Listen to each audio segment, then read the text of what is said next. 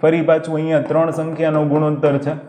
3 સંખ્યાનો ગુણોત્તર 5/7/8 5/7/8 હોય અને તેનો લસા 1120 હોય.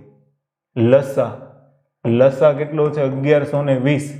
તો તે સંખ્યા શોધો. જુઓ શું કરવાનું. પેલા ત્રણેયનો લસા લઈ લો. 5, 7 અને 8 એટલે 7 પંચા 35.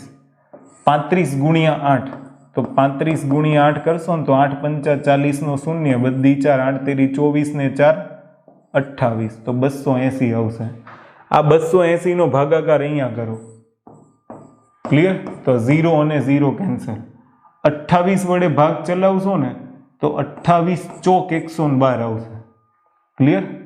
28 ગુણ્યા કેટલા કરવાના? 4. તો 4 8 32 નો બગડો, વધી 3, 4 દુ 8 ને 3 11, 112 થઈ ગયા. તો 28 ચોક 112. એક યુનિટના કેટલા મળ્યા? 4. આ 4 નો ગુણાકાર 5 સાથે, પેલી સંખ્યા 20, 7 સાથે બીજી સંખ્યા 28, 8 સાથે ત્રીજી સંખ્યા 32. તો તે સંખ્યા શોધો. તો મોટી સંખ્યા ખરેખર હોવું જોઈએ. કા મોટી સંખ્યા હોવું જોઈએ કા નાની સંખ્યા હોવું જોઈએ. તો જો મોટી સંખ્યા પૂછે તો 32, નાની સંખ્યા પૂછે તો 20.